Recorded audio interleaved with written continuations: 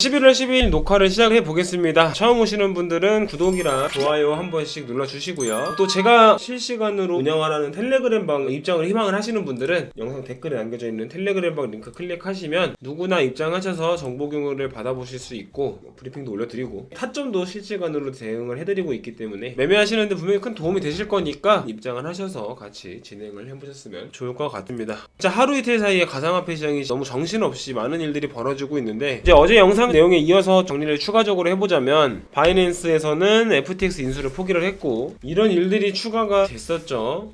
바이낸스에서는 FTX 인수를 포기를 했고 샘 뱅크프리드먼 FTX CEO죠. 파산 신청을 하는 일이 있었죠. 아직 FTX 거래소가 파산 신청을 한 건 아니지만 CEO는 파산 신청을 했다.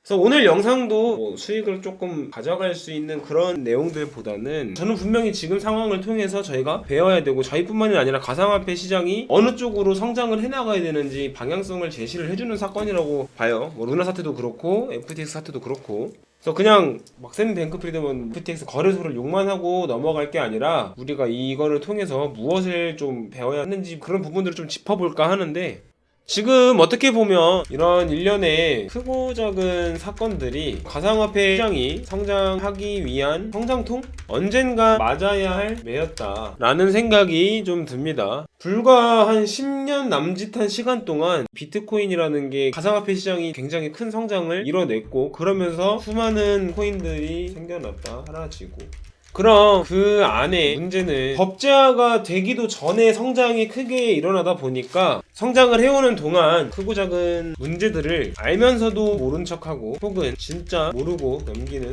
경우가 많았을 거다. 그래서 가상화폐 시장을 정말 올바르고 건강하게 키우려면 이런 문제점들을 너네가 고쳐야 된다. 이런 문제점이 있으니까 너네가 애초에 시장이 더 커지고 자리를 잡기 전에 고쳐야 된다 라고 이렇게 성장해야 되는 방향을 알려주는 사건들이 아닌가. 그리고 어차피 지금 솔직히 말하면 시장이 그렇게 좋은 시장도 아니었고 시장 상황이 썩 그다지 좋지 않았기 때문에 비트가 진짜 1억을 갈지 10만 달러를 갈지는 모르겠지만 혹여나 그런 상황에서 찬물을 끼얹듯이 사건들이 터지는 것보단 지금 어차피 좀 아플 때 또 병든 부분 좀 도려내고 고칠 거 고치고 치료할 거 치료하고 바로 잡을 거 바로 잡고 확실하게 정비를 하고 준비한 상태에서 다시 상승을 시작을 한다면 그때는 진짜 거침없이 상승을 할 수 있다라는 생각도 들어요. 저는 1년이고 2년이고 시간은 가상화폐 시장이 편이다. 그리고 가상화폐 시장은 더 성장하고 클 수밖에 없다 라고 생각을 하는 사람입니다. 그래서 이번에는 투자를 하면서 우리도 신경을 써야 될 부분들 또 짚어보고, 일단 첫 번째로 좀 말씀드리고 싶은 거는 코인판에 영원한 건 없다.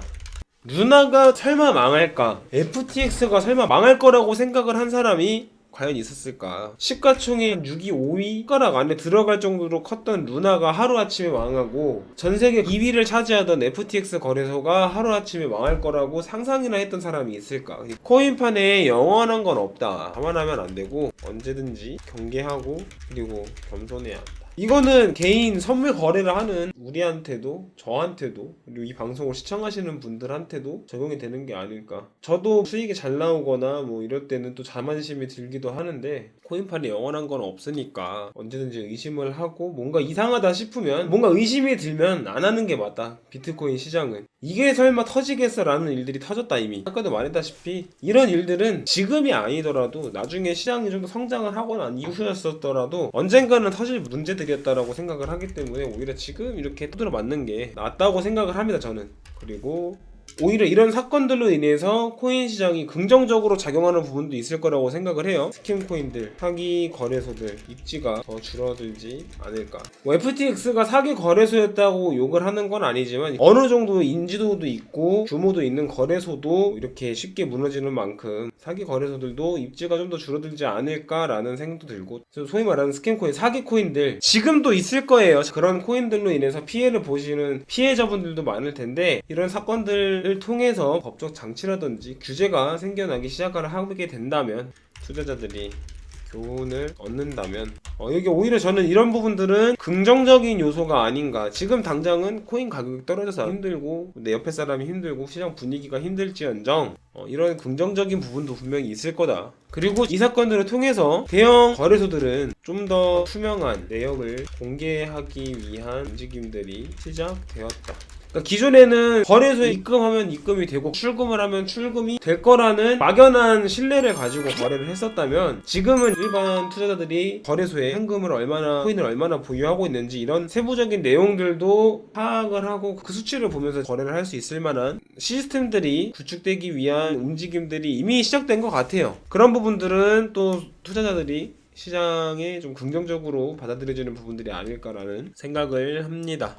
저는 또 여기서 아직 본 게임이 남았다라고 말씀드렸던 게, 이게 정말 어떻게 결론이 날지 되게 궁금해요. 바이낸스의 도움을 못 받고 파산하고 FTX라는 거래소가 사라지게 되는 걸로 종결이 날지, 아니면 또 다른 무언가가 있을지. 만약에 바이낸스가 이번 사태로 FTX를 이렇게 보면 헐값에 인수를 하게 됐다면, 원래 목표했던 부분 이게 아니었을까? FTX 2위 거래소까지 자기들이 흡수를 해버리면 가상화폐 시장에서 정말 이렇게 보면 절대적인 존재로 군림할 수 있는 기반이 마련되는 건이었는데, 이제 규제 당국에서 당연히 태클을 걸겠죠. 점하는 거는 문제가 있다라든지 이런저런 제재가 들어올 거고, 또 만약에 인수를 한다고 하더라도 이런저런 공격들이 있을 거기 때문에, 일단은 바이낸스가 인수를 포기하겠다라고 물러났다고. 근데 과연 정말 이렇게 물러나려고 이런 전쟁을 일으켰어요. 이게 정말 끝일까? 저는 계속 그 부분이 불안불안해요. 이게 정말 끝일까? 종료가 되는 걸까? 이대로